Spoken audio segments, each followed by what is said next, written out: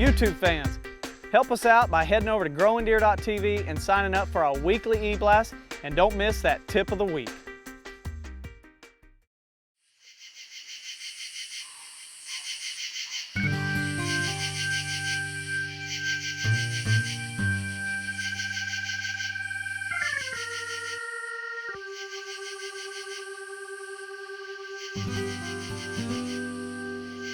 Middle of August is an exciting time of year, so we start really preparing for deer season because we're only about a month away.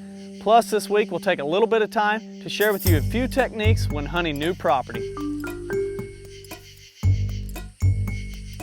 Growing Deer TV is brought to you by Bass Pro Shops, also by Reconics, Trophy Rock, Muddy Outdoors, Non-Typical Wildlife Solution, Eagle Seed, Nikon, Winchester, Scent Master, Dead Downwind, Antler Dirt, Lacrosse Footwear, Redneck Hunting Blind, Blood Sport Arrows, Prime Bows by G5, and Outdoor Edge Knives.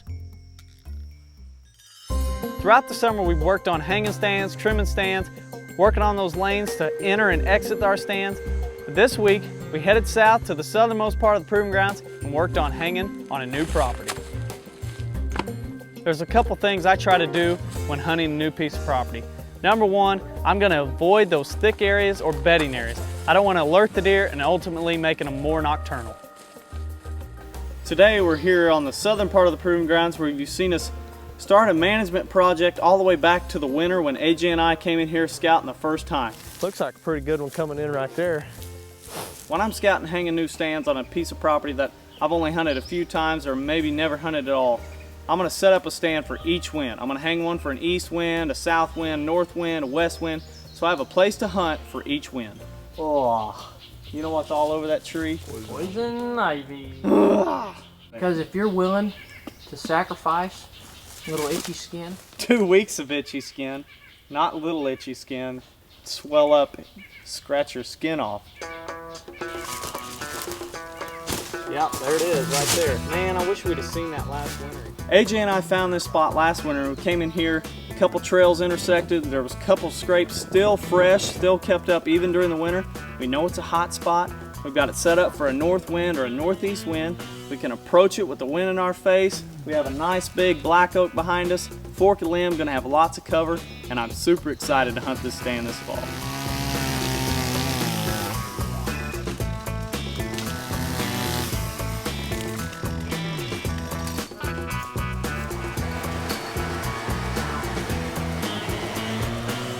Well, even in the hot weather, got a heat index around 100 today. There's no breeze. It's hot and humid.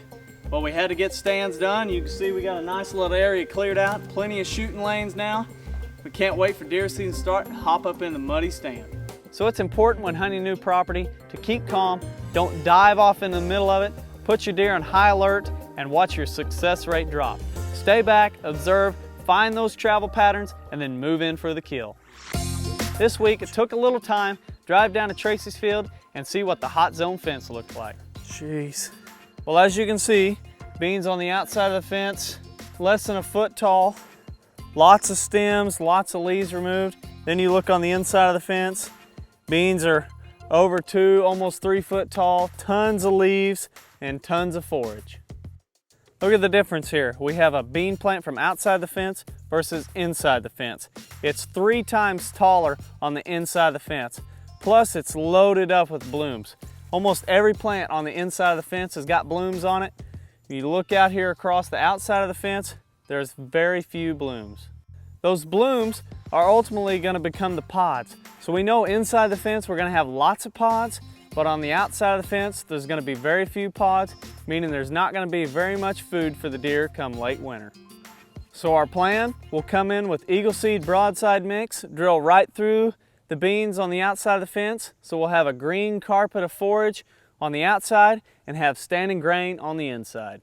After looking over the field and the amount of browse, Josh and I decided to take the cameras out one evening and see what deer were hitting the fields.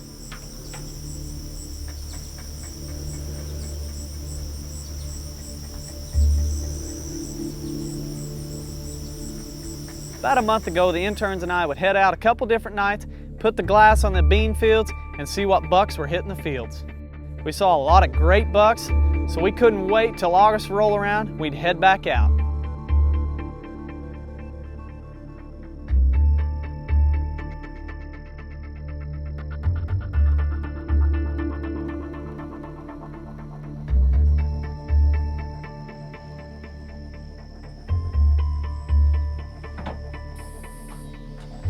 I had just sat down in the redneck blind when I had 2 bucks enter the field.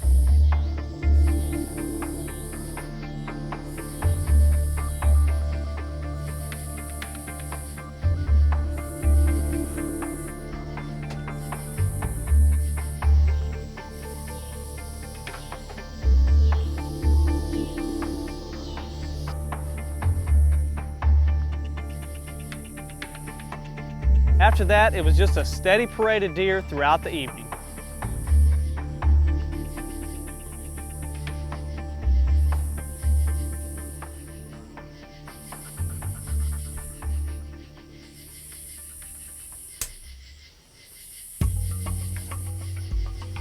While I was seeing all these deer, Josh was having the same results. The evening was starting out a little different than they were a month ago. We were seeing does with a lot of fawns compared to a month ago when we were seeing a lot of antlers.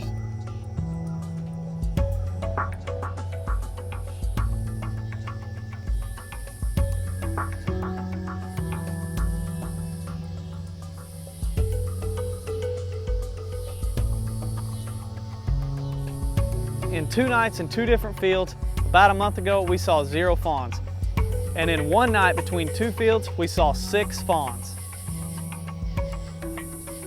I'm not complaining though, because seeing this amount of fawns is telling us that our trapping program is paying off.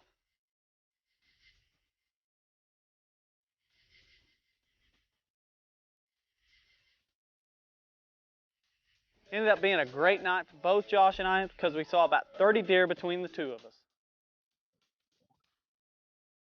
I hope you get a chance to get out this week and finish up your deer season preparations, or even take the binos out and see some velvet bucks. But most importantly, remember to do it all in the glory of God. And thanks for watching GrowingDeer.tv. You like it? One of the most exciting things we can do to prepare for deer season. Did I stumble on prepare? Prepare, prepare. That's what it sounds like I'm saying. One of the things we like to do, prepare. Clear the mechanism. Went to another piece. How do I go into that? What did I just say? And we watched them grow, and You were right there. yeah, I was right there. Threw in a couple weeks and drill Eagle Seed Broadside blend in the seed